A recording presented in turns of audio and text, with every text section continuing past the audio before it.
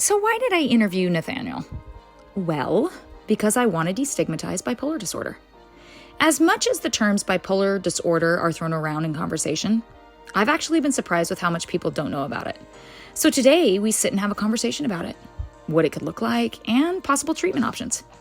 Given Nathaniel's passion for approaching this particular disorder, I tagged him to discuss further. After all, this podcast is about returning home to yourself. And just as a friendly reminder, this information is not intended to replace your doctor, your medical care, or psychotherapy. So please consult your healthcare provider for further guidance. This is Lonnie Lamb, your host of Space Invaders. Welcome. How are Hi. you, Daniel? I'm good. How are you, Lonnie? Good. So this podcast, the whole point of me doing this is to really help people return home to their heart center. And part of the process of me doing that is to reduce stigma and to help educate in my humanness the best I can. And so this is why I tagged you. You are a psychiatric mental health nurse practitioner. It's a lot of words. It's too many words. So many words. I had to practice it. I was like, let me get my tongue wrapped around that. And the reason I asked you about this is because you do have a passion for bipolar disorder.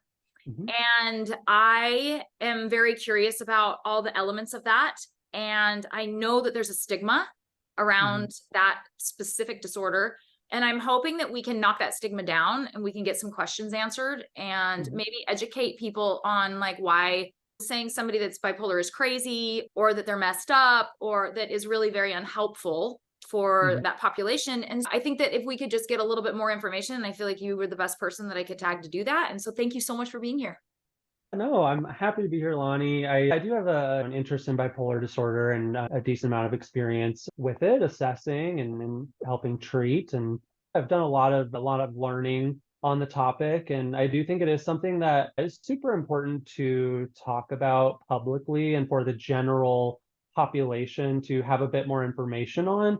I think to reduce stigma, but also to increase awareness to help people potentially suffering with bipolar disorder. Because I think when those words are thrown about seeing somebody's behavior being like they're crazy or what are they thinking, what a terrible person to do something like that, I think it's harmful. It's hard for people if they don't know much about bipolar disorder. I think there is a lot of misunderstanding about what it can look like. And so that can mean a bit of a lack of empathy and help for people who need it, whether it be you're a family member of somebody who was maybe suffering from some hard behaviors or difficulty with their mood.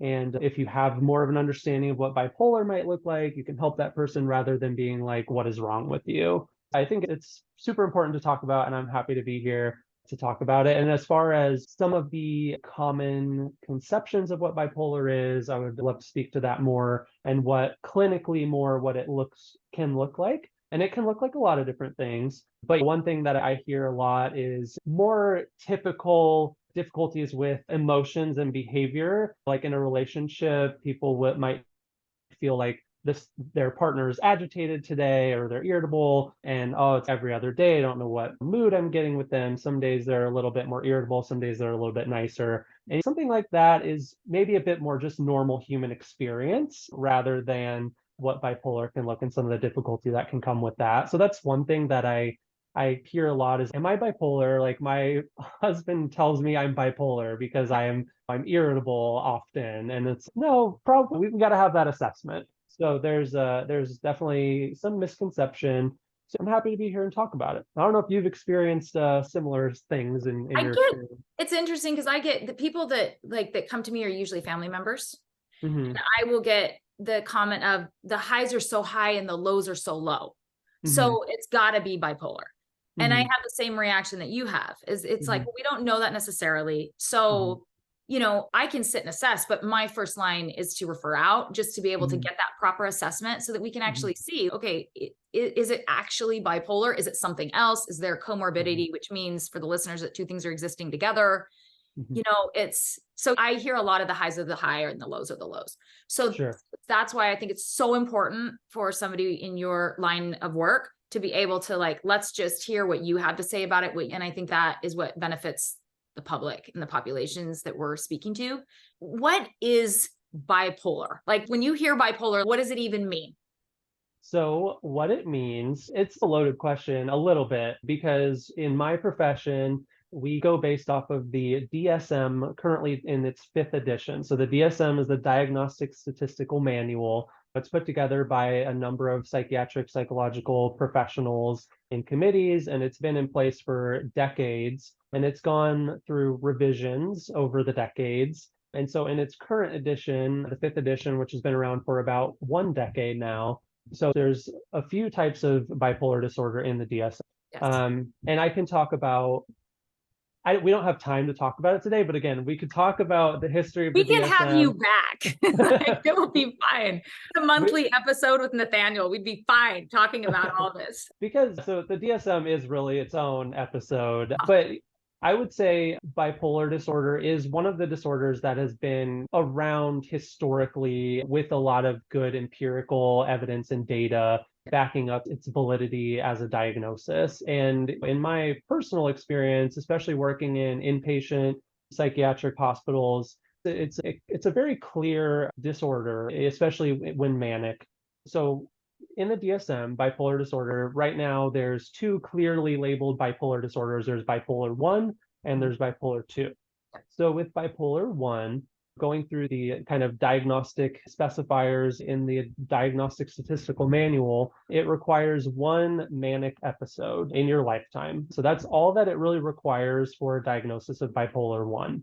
So what a manic episode looks like, so it's a distinct period. So it's a period of time in someone's life that looks different from usually their baseline, we'll call it. So what their normal day-to-day behavior looks like. So there's a distinct period or an episode, and we've probably heard the term manic episode. And per the DSM definition, it requires at least 7 days of this episode where the person is acting differently. And it requires a kind of an abnormal, so elevated or maybe a bit more irritable mood or more increased goal-directed activity.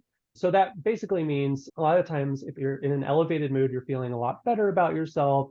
You might have an inflated sense of self or inflated self-esteem, or some call it grandiosity. It can get to a point where you might feel like you are a world leader or a spiritual figure of high importance.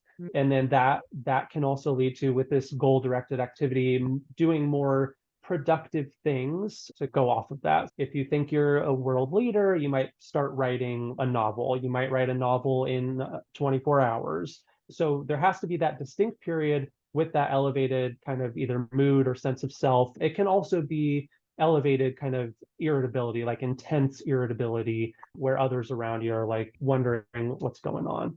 So that's one requirement. That's the main requirement. Can I ask you a quick question about that? Yeah.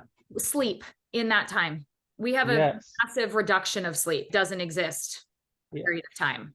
Yes. So that's not necessarily a requirement, but it is extremely common. So there's that distinct period of elevated mood or irritability or goal-directed activity. And then there's also 3 or 4 required other symptoms. So one of those symptoms is sleeplessness or increased energy. So it's not necessarily like just insomnia where it's like I can't sleep. It's insomnia and that energy. So you're not missing the sleep usually. So that's one of those additional 3 or 4 symptoms that's required for the diagnosis or for the diagnosis of a manic episode. So there's sleeplessness, there's the increased goal-directed activity, increased risky behavior. So behavior, a lot of times that can be maybe spending more, maybe having a bit more sexual promiscuity, things where there can be pretty harmful consequences and you're not really identifying or realizing those consequences in the moment. And then distractibility can be one of those symptoms, racing thoughts or flight of ideas. So a lot of the times in a manic episode, you might, and this can go with increasedness or pressured speech. So you might be more distractible. Like if you're in a room, you see a painting, you want to talk about the painting, then you see a doorknob that's interesting and you want to talk about that. And there's not really much room to interrupt in that kind of distractible and flight of idea racing thoughts situation. And then, so those are some of those symptoms, those additional symptoms that would be technically needed to qualify for mania. And so this can look different for a lot of people. And we'll talk a bit more about what the difference between mania and hypomania is, and Yes. bipolar 1 and Yes. bipolar 2. But basically, so with mania, you need to have that distinct period with elevated mood and then 3 or 4 of those additional symptoms of sleeplessness, recklessness, or impulsiveness, risky behavior, the rapid speech, decreased need for sleep, all of that. And then additionally, there needs to be a significant or severe impairment in social or occupational functioning, or there has to be hospitalization or psychotic features. So as far as to get into the weeds of diagnosis, Yeah. the 7 days is a little bit arbitrary, and that's one of those things that people dispute with the DSM, like how valid is that, Yes. part of things. Yeah. And that's also getting into hypomania versus mania. It's 4 versus 7 days. And there's debate on the scientific validity, I guess you would say, of those cutoffs. How did 4 happen? How did 7 happen? This has definitely been a topic of discussion in my world too. I see what you're saying. So with the hospitalization or psychotic features, so technically with a manic episode, you could be having manic symptoms for only 2 days. And if the behaviors in that episode are so significant that you end up in the hospital, whether it be there's one of the more common risky behaviors can be like driving really fast. So you might get pulled over, and then the police might say, okay, there might be a mental health issue going on here, and then they might take you to the hospital. So if you go to the hospital at that point, technically you don't need to go 5 more days to be diagnosed with bipolar disorder if it seems clear from clinical judgment that there's a manic episode going on. So that's really all that is required to be diagnosed with bipolar 1 is a clear manic episode with those symptoms, and it's causing a severe impairment, or if there's psychotic symptoms. So sometimes with severe mania, and I would say sometimes out of that grandiosity that can come are delusions of grandeur. Yes, if you believe you're a world leader and you believe that you had just talked with another world leader on the phone, but there's not really any evidence that this happened in reality, that's more of a psychotic delusion that can be happening. And then one other key point of the diagnosis of mania and bipolar disorder is it cannot be clearly attributable to like a substance use or another medical condition, which makes things tricky. And I think you and I have both worked a little bit more closely in recovery, and there is a lot of comorbidity there.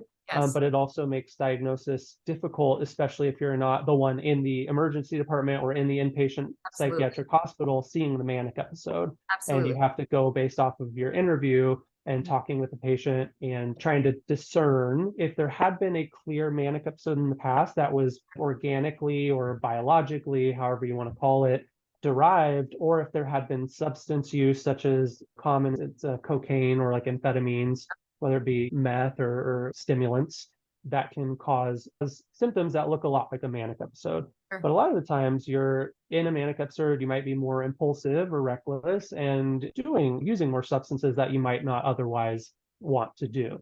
So that's an important part of diagnosis. What came first, the mental health or the substance or the mental health? That's like the give and the take and the push-pull that you get in the field that we're in is like us trying to figure that out. And it can be really challenging. Like I said, if you're not there to witness the manic episode, it's a bit of an investigation, and we have to go off of, when talking with a patient, what their memory of things are. If we have time, if there's a reliable family member or a friend that we can talk to about their history, if they would allow it, that can help clarify if there had been a bipolar diagnosis or a manic episode in the past, or if it had been maybe due to substance use, or sometimes there are medical conditions, if there's a brain injury, or sometimes taking antidepressants can trigger a manic episode. So that's why proper diagnosis is really important, but it is really challenging too sometimes. So yes, I would agree. Absolutely. Yeah. So that's bipolar 1. It's required to have that manic episode. Then there's bipolar 2. So bipolar 2 is a little different. So in bipolar 1, not necessarily is there required for diagnosis a depressive episode or history of depression, but most often there is. Yeah. And we'll talk a little bit more about what goes into that in this bipolar 2 kind of topic. Bipolar 2, the diagnosis requires at least one major depressive episode and one hypomanic episode. So the difference between hypomania and mania in the DSM, there's healthy debate on this, on really the need and, again, scientific validity of the separate bipolar 2 diagnosis, rather than looking at things from a more of a spectrum or dimensional lens. Yeah. And so anyway, but bipolar 2 is, per the DSM, one depressive episode, one hypomanic episode. And the difference between a manic and hypomanic episode is that hypomania lasts for 4 days or more. And also, it's not going to cause as significant of impairment in social or occupational functioning, and there won't be hospitalization or psychosis. Yeah. So it's essentially a little less severe, quote unquote, than a manic episode, which certainly can happen. So that's hypomania. And the days is where there's dispute and the need for a separate diagnosis rather than considering the whole of bipolar as a spectrum is where there's some dispute. But I think it can be a little bit helpful to delineate the two, because there's some evidence that certain treatments for bipolar disorder are maybe a bit more beneficial in the depressive side of things rather than the manic side of things. So you might want to tailor the treatment a little bit based on if it seems like maybe it fits more into the bipolar 1 or the bipolar 2 category. So as far as the depressive episodes, this is the same diagnostic criteria for major depression or unipolar depression. I was going to ask you about bipolar, if you'd speak to that, because I don't think people understand that's where the bipolar part came in, was that it's like the unipolars there too. And I don't even know if people know what unipolar is. I avoid saying it like when I'm talking with patients because I don't try not to use jargon like unipolar, but so unipolar is essentially another name for major depression or a major depressive episode. So unipolar is when you have consistently or primarily symptoms of depression over time rather than having the swings more where you're going maybe into hypomania or you're going into mania. So unipolar is you're more consistently maybe at a baseline. You might dip into certain depressed mood and depressive symptoms and then return back to a baseline rather than going up into a manic or hypomanic episode sometimes. Major depression, no worries. Major depression, basically within a 2-week period at any point in your life, there needs to be 5 of the following symptoms, but one of them needs to either be a depressed mood or anhedonia, or so that's a jargon, basically decreased pleasure or interest in doing things that you might normally enjoy doing. So those are a couple of the symptoms that are really common and necessary for a diagnosis of major depression. So within a 2-week period, most days having either a depressed mood or some of that decreased interest or pleasure in doing things.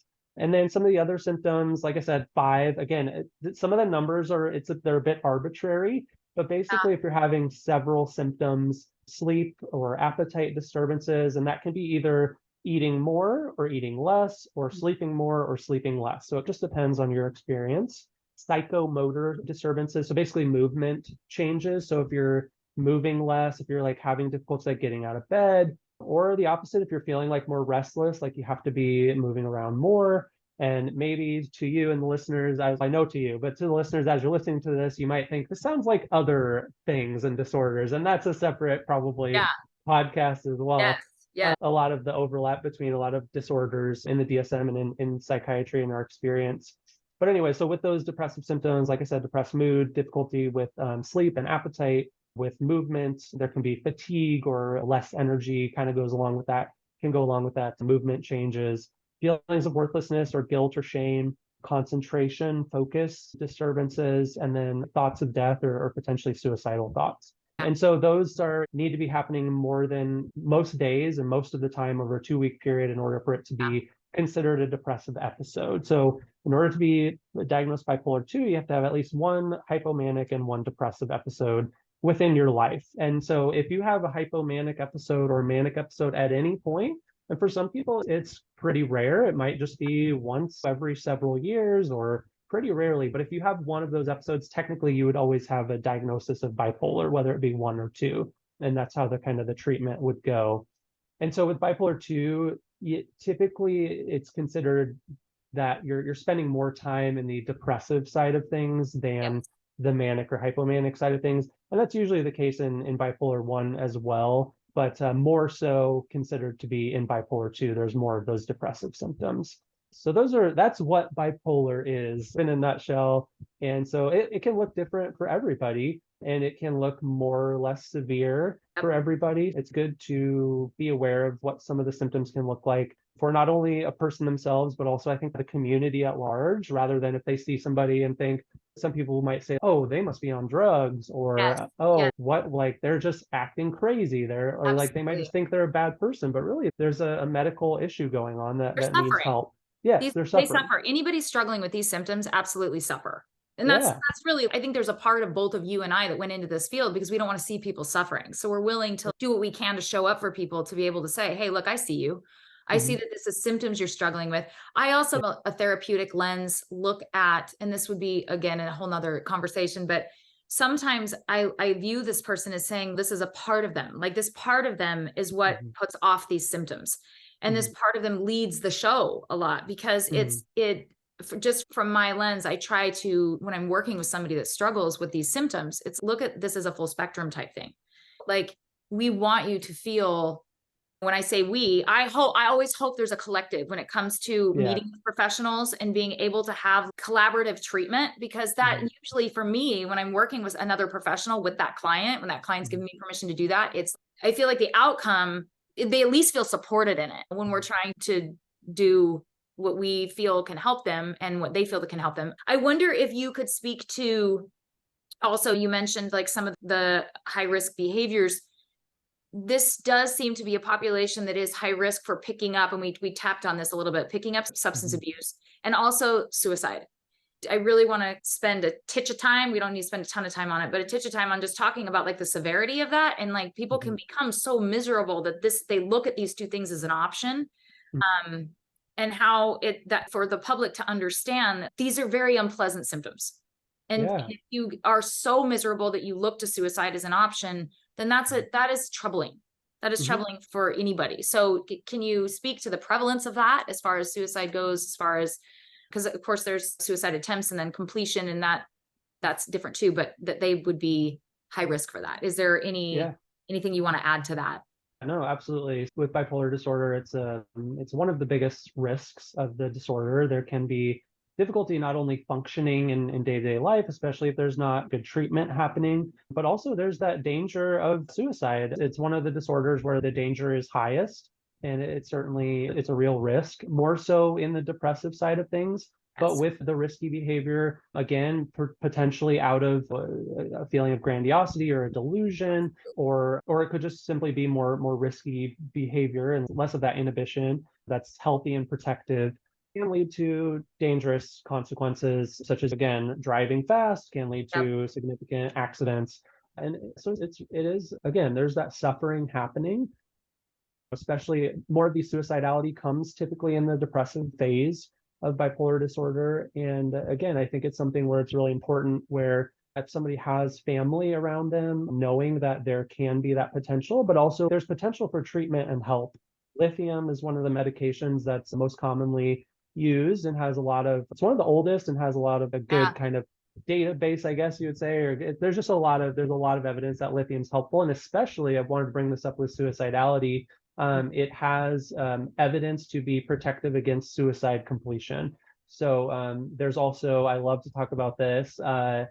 There's lithium supply in a lot of people's drinking water. And there have been like epidemiological studies that people in those Interesting. communities are less likely to complete suicide where there's more lithium in the drinking water. It's a natural element, so it's found in a lot of people's drinking water. I wouldn't say a lot, but there are communities. I think the main study that went over this, there was a community in Texas and somewhere in Asia potentially. So around the world, there's different pockets where it's like in the groundwater. That is Um, interesting. Wow. yeah. But suicidality is a big issue and risk, and it's something where I think the more that people are aware of the potential of bipolar disorder, there is treatment that can be helpful and protective against that real risk. And as far as substance use goes, I think sometimes it can come from that maybe a hypomanic or manic episode where that guard is down and Yeah. there becomes substance use. But also, I think it can come from the depressive side as well, where there's that suffering happening and potentially looking for something that can change that feeling. It's painful. And of course, that can lead to more difficult consequences down the line. But we do have to have empathy for people who are struggling and might end up using substances as a result of the difficult symptoms that they're facing. So there is definitely a lot of comorbidity. We say there can be a lot of concurrent or simultaneous substance use disorders and bipolar disorder. And those are things, again, that can be treated and can be helped. That's wonderful. That actually segues into what are the treatments. So Yeah. if you've got somebody out there that isn't currently being treated, or maybe they're listening and they're not happy with the way they feel and they are being treated, let's just talk about what options are, because I think that's natural flow of conversation when we're talking about anything like this. Okay, how do we help? Absolutely. So like I said, lithium, there's a lot of history there. With lithium, so some of the medications are, I think I touched on this a little bit earlier. There's a little bit more evidence to be helpful on one side of the mood rather than the other. But basically, as far as daily medications that have some good evidence to help with maintaining a relatively stable mood, lithium is a good one. It's got some evidence to help prevent mania and also treat mania if you are in a current manic episode. A lot of people, when they go to the hospital, they might start lithium to help like acutely bring down some of the difficulty with mania. But also it's helpful to help prevent potential future manic episodes, potential future depressive episodes. I think there's maybe a little bit less evidence for lithium in the depressive side of things. I'm getting into the weeds here. It is helpful. There are some other medications that might have a little bit more benefit on the depressive side, but it's, again, getting into the weeds. Lithium is helpful for depression and mania, for bipolar disorder. With lithium and with most of these medications, there can be some difficulty getting started. You might need to get some blood work a little bit, especially starting out with medication somewhat frequently. But then once you find stability, especially lithium is a pretty well tolerated one, especially after starting with it. It's a relatively easy medication to stay on. And with routine monitoring, you can reduce the risk for any potential side effects or long-term effects from it. Some potential long-term effects could be affecting your kidneys or your thyroid, but it's something where we monitor that. If it seems like we're seeing some dysfunction with your kidneys or thyroid, we can usually stop the medication and it's no issue, and those will go back to normal. We can find a different treatment. And I've seen it also to where it takes time to get the dose right for that actual person, because everybody metabolizes differently. I would say if that's the route that you take, is just the patience with the professional of trying to find what works best for you. Absolutely. I would say with lithium, it's a little bit easier with lithium to find the right dose because we are checking the blood level of lithium in your blood. That makes it more helpful. Yes, absolutely. So it's a little bit easier to identify based on historical evidence of this is a typical level in your blood that's found to be helpful for either maybe a bit more depression or a bit more of the manic tendencies. So lithium's a pretty common one. There are also the category of medications called antipsychotics, which I've said before is poorly named, and some people are trying to rename it, and it's just hard to catch on. But basically, medications that are working on specifically like your dopamine system, also some of your serotonin receptors, but primarily the antipsychotics are working on your dopamine. They're either like blocking or changing the way that dopamine is affected and moving in your brain in different ways. So that's the category of antipsychotics, is either dopamine blockers or dopamine agents, but they do other things. They're working on serotonin, other neurochemicals. So a couple common ones, or I'll say three. The three most recommended and common, there's Seroquel. The generic of that is quetiapine. There's Latuda. The generic of that is lorazepam, and both of those do have generics. If there are insurance difficulties, it's easier though, because cost is easier. The other one that's been found to be pretty helpful but doesn't have a generic yet is Vraylar. So that's a newer one. And that one has FDA approval for both the depressive and manic side of bipolar disorder.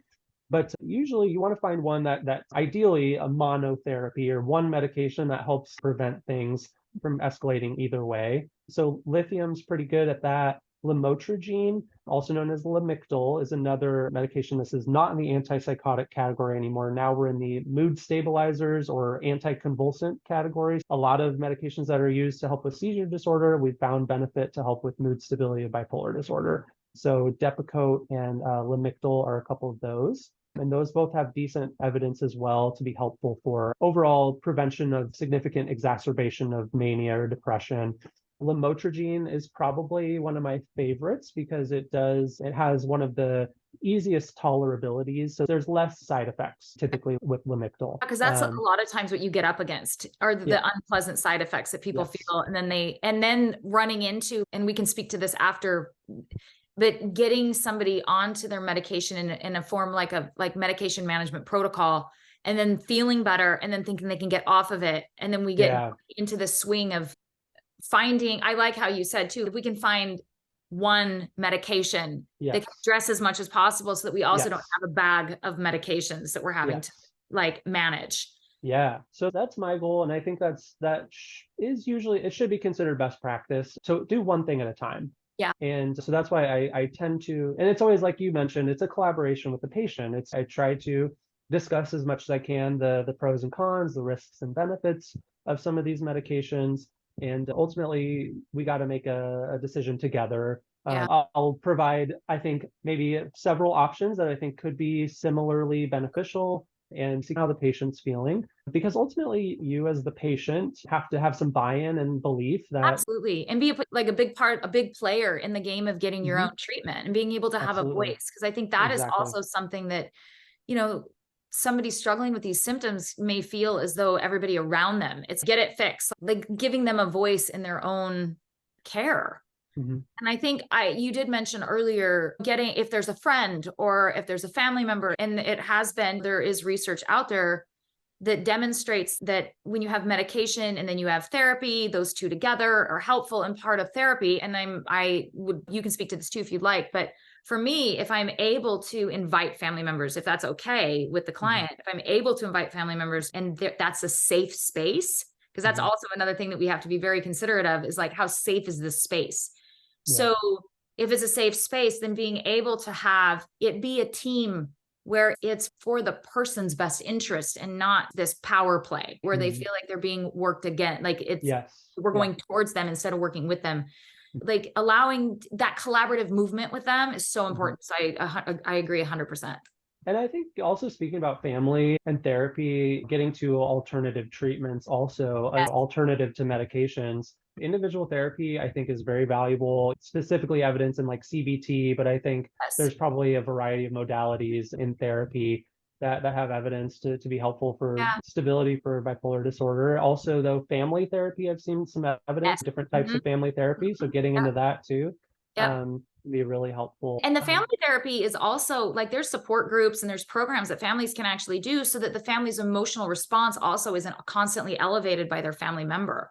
Mhm. So it's also teaching the family and helping the family understand their family member and being able to come together as a family circle in the treatment. So family DBT also is a really good, you can utilize that in therapy as well, but really just having it as many tools you can utilize to be able to improve the the outcome is Mhm. what we're in this for and Yeah. is what we have passion for. So when you talk about alternative treatments, is there anything else? I know we've mentioned this, I talked to you a little bit about this before, but that the transcranial magnetic stimulation, I know that there's some psychiatrists that will utilize it, and I know you have to be trained in it. And Mhm. so anything that you can add to that, if not, it's fine, but I just wanted to throw that out there just in case. The gold standard 1-2 punch is your medication management therapy. And for a lot of people, that's sufficient. Like that can Yeah, really help improve your functioning, help you keep your job, help you keep stable family relationships, yeah, all the above. And again, back to family, this just came to mind. Also, if you are able to have a partner or a spouse who is really supportive, and if that spouse can help understand and learn about the disorder and be there as a support, like outcomes are really yeah, considered to be better. yeah, So therapy, medication, and again, back with medication, finding the right kind of thing that works for you. Ideally, we can find one medication that helps things feel pretty stable with minimal side effects. Sometimes you can combine a couple, two, three of these medications. But again, it's ultimately something that we work together and figure out what feels the most comfortable. If there could be a case where you're in therapy, you're taking a medication, feeling yep, relatively stable, and you want some additional support, maybe non-medication. So there's something called light and dark therapy. So there's the clock, the circadian rhythms are thought to be pretty heavily implemented or involved, I should say, in bipolar disorder. So a lot of times you will see, and I believe this is backed up by evidence and research, that in the spring, when there is more light, there is more potential for mania to come out. And then in the fall and winter, when there's more darkness, there's more potential for the depressive episodes. So I think there's been more and more, I think it's been trending more. This has been around as an idea for a Yeah. while, light Yeah. therapy, dark therapy, but it seems like it's getting more and more traction lately. So with light therapy in the winter, you can get like a commercial grade, like high LED light that's helping you. It's thought to like help with your melatonin and again, your circadian rhythms and that can help with your mood. So you can get a light and sit under it for initially like 15 minutes to an hour in the morning or afternoon sometimes is considered to be better.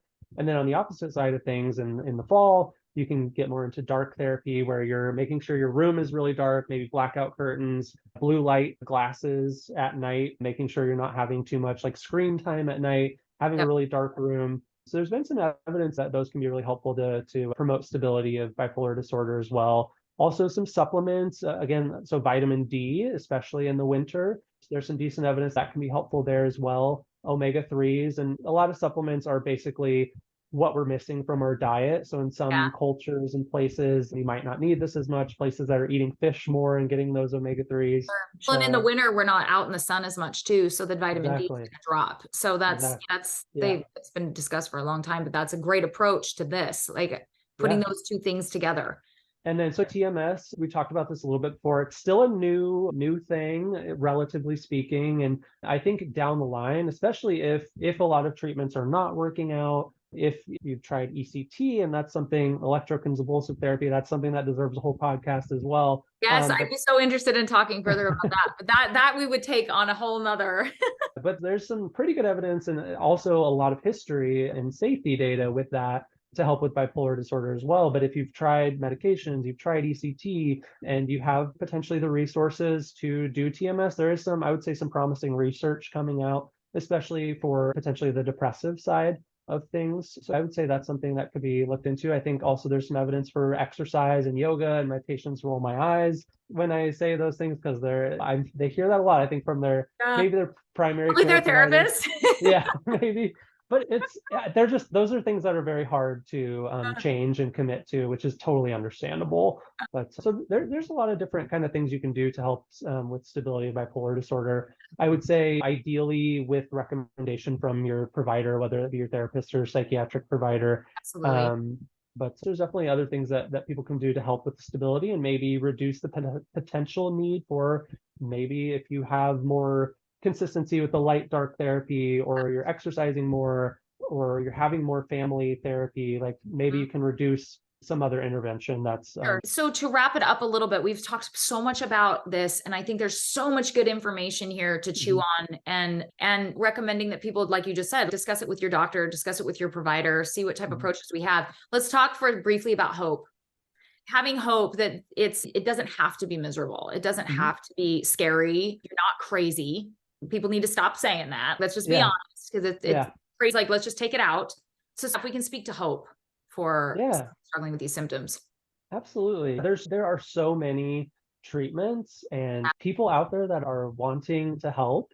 And I think with better understanding, if there is someone in your family that's calling you crazy, if there's a change in understanding and language used there, that can be much more helpful and hopeful. And I have plenty of patients who have bipolar disorder, or patients that I've met with in the past who they have a job, they have a family, things are going well. There might be fluctuations, there might be occasional difficulties with your mood, maybe feeling more depressed in certain circumstances, maybe having a bit of an upswing, a bit of hypomania.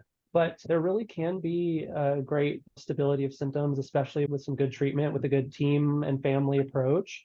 And you can live a normal life, and quote unquote normal, whatever you want that to look like. And you can reach your goals and attain whatever you want to attain. There might be some difficulty here and there, but again, I think, like I said, I've had a lot of patients who are able to work through some of those bumps and difficulties, and it's totally doable. It can certainly be hard, no doubt, no question about that. But there is hope. There's a lot of good treatments.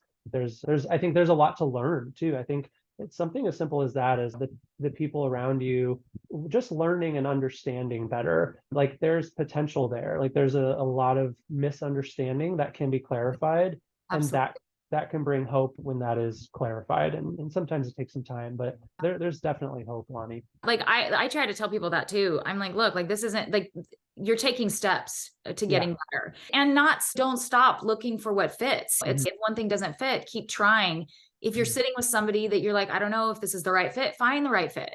Just don't give up, because there is, like you said, there is so much hope. And I have to add too, that with therapy is one of the things that you choose to put on your platter of treatment, that trauma is going to most likely pop up too. So it's like revisiting trauma in your past. And it doesn't necessarily need to be anything traumatic, but a stressful episode in your life or a stressful event, how that triggers you, how that can induce also feelings of discomfort. So finding what works for you and not stopping until you find it, because it's out there. I'm so grateful that you were willing to come on and talk about all this, because it's needed. It's so needed. There's a need for more understanding and empathy for potential of, I would say mania is a thing that if you're scrolling TikTok and something that looks disruptive, and a lot of people might jump to negative things rather than having the understanding of like somebody is suffering and there's a medical problem happening here. If we can shift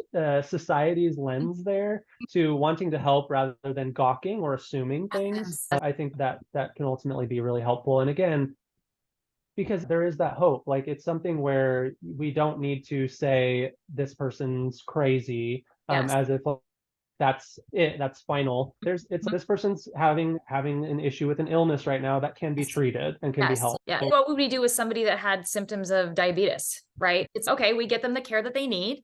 It's going to take some time to regulate blood sugar levels and to do but we don't use that language for physical ailments. So let's not use it for something that our beautiful brains might be trying to figure out.